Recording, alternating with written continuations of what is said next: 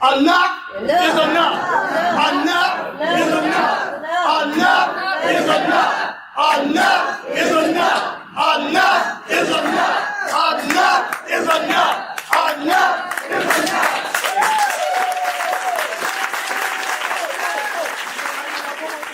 You're listening to People's Tribune Radio, brought to you by People's Tribune Newspaper, an independent monthly published in Chicago. Today we bring you Reverend Edward Pinkney. Reverend Pinkney is a leader in Benton Harbor, Michigan's fight against emergency managers and control of the town by Whirlpool Corporation. Reverend Pinkney speaks to an audience of People's Tribune readers in Chicago about the reasons behind his bogus vote fraud charges while leading a recall campaign of the city's mayor. Well, I had quite couple of weeks, couple of months. I had taken my wife out to dinner for her birthday, April 24th. My wife, she's the type of person that's always late. I'm an on-time person. I believe in being on time. To me, your time is valuable. But on this particular day, she was on time. And I was taking her up to Kalamazoo, Michigan, out to this very, very nice restaurant for her to eat for her birthday. But before we can get to Kalamazoo, Michigan, my phone was jumping off the hook. They said that the Sheriff Department, Township Police Department, Benton Harbor Police Department, they even said the FBI had surrounded my house. They said it was close to 30 to 35 law enforcement officers, which includes the SWAT team. They said that they was on my property, and my first question was, who did they want to see? Because I know that they didn't want to see me. And they said that they was looking for me. Fortunate for me that I wasn't there. I'm believing that they came to do bodily harm. I could not see them sending that many police officers just to arrest me. Matter of fact, they could have called me on the phone, and I would have met them down at the Sheriff's Department, along with my attorney and the bondsman. But during the process, we contacted my lawyer, and he called them, and he told them, is there a problem? And he said that we have a warrant for Reverend Pinkney arrest. We got him for 5 felonies, forgery, and 6 misdemeanor charges, allowing the person to sign the petition twice. And my attorney said, well, we'll come in Monday morning. It was Thursday then. And they said, no, sir. We're going to get him tonight. And my attorney said, well, you won't get him tonight. We'll be in the morning. And they did not like that, but they went all over the city of Benton Harbor looking for me. They had this their big SWAT team truck and 6 police cars looking for my car, trying to find me, spending all that money to attempt to try to nail me over a recall petition. A recall petition. They sent the SWAT team to my house for a recall petition. Who would believe that? It didn't make any sense to me. It still don't make sense. But we're getting a lot of mileage out of it. A lot of mileage. Matter of fact, at one time, 65% of the people that lived in Benton Harbor actually supported Whirlpool. 35% supported me. Now, 65% of the people living in Benton Harbor supports me, and 35% supports me.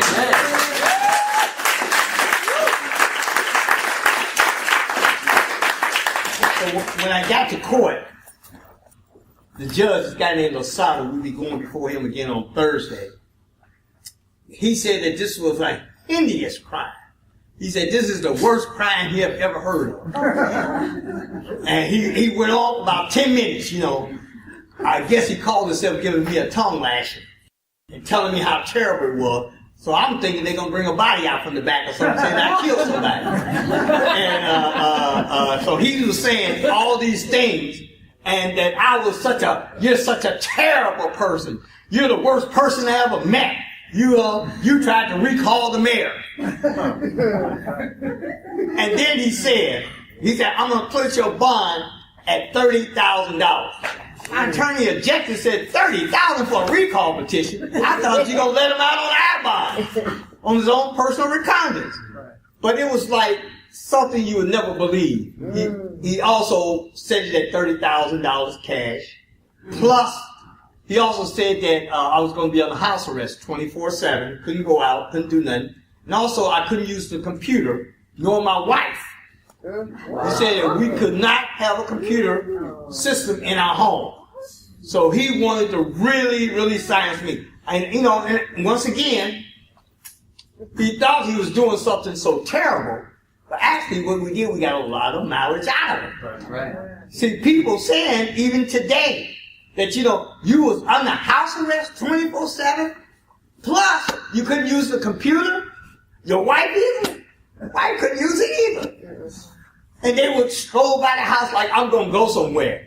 They have a special couple of police cars to go by my house every hour, every half an hour, see that I'm trying to sneak out or something. All just for me. But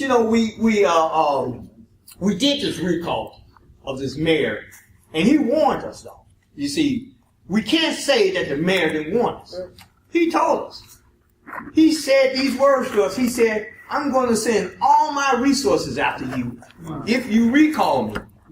And his resources was Whirlpool, Lakeland Hospital, the prosecutor office, Michael Sepik. He sent the sheriff department, Paul Bailey, and the clerk, the county clerk. He said, I'm going to use all my resources to stop y'all. He said, because I got it going on.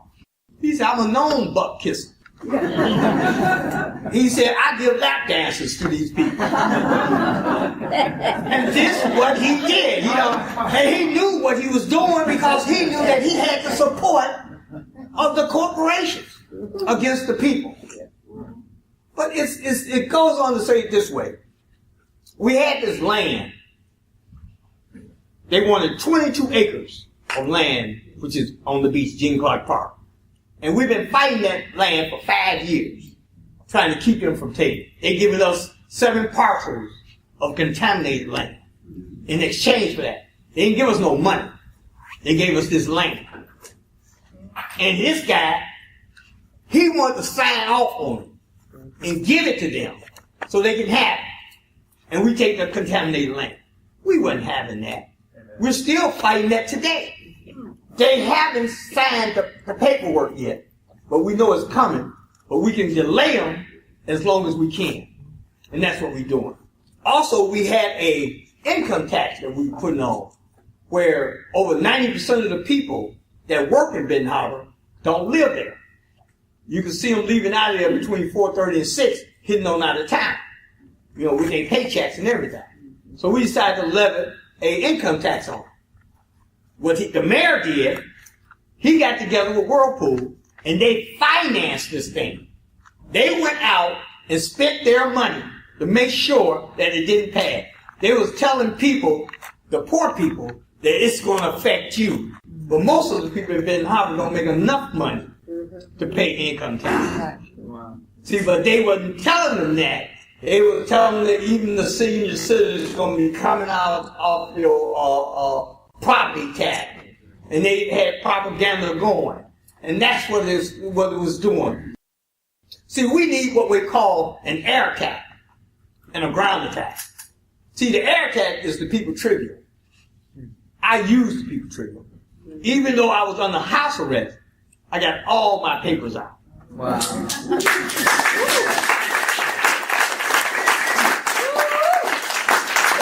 last one of them. And I tell you today, we sit here and talk.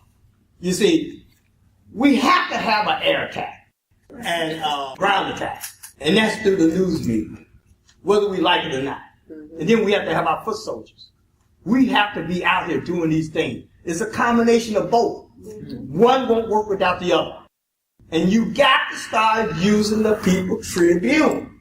We need to write more stories. We need to tell people what's going on. And we need to tell people what they need to do. See, a lot of times people don't know what to do. That's right. We have to take the tab out and show people what they need to do. You're not going to get everybody. But utilize what you get. Educate them. Show them what we're capable of doing.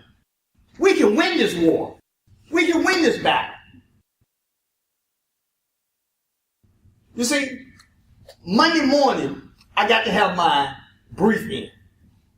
We're asking the judge to dismiss all charges. We went to court. They didn't have a single piece of evidence that could convict me. Not one single piece. But they arrested me now. Remember this. They sent the SWAT team to my house with no evidence. No evidence, not one single piece. Everybody who signed the petition told them that they signed it on that day. If they told them they signed it on that day, where is the crime? How could I possibly have changed that many petitions? Impossible. But here's what they told them. The prosecutor told the people that was in the courtroom, that we don't need evidence. And unfortunately, the judge agreed. He echoed the same words. He said, we don't need evidence. We can bind them on just thought if we want to. He said, we've been doing this for years, binding people with no evidence. And what makes you so special that we have to have evidence to bind you over trial? So now we're fighting. I'm fighting hard not to go to trial. I'm doing everything in my power not to go to trial. And I'm working this thing. And we're hoping we're not going to get any relief on this one, but the next one we will. We had to raise $5,000 just to get to the appeal court, to get the transcript. Now we're going to have to raise some more money. We need some more money now to take it to the next appeal court. But the bottom line is we're going to win. We're going to win this battle. We're going to take this thing to a whole different level. And we're going to show people what we can do. Now, this is going to be a major victory. And I tell you this, folks. But I got to say this because it's that time. It's that time. Enough is enough. Enough is enough. Enough is enough. Enough is enough.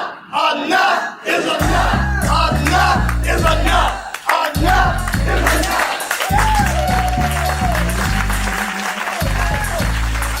Contact the People's Tribune at 1-800-691-6888 or email us at info@peoplestribune.org.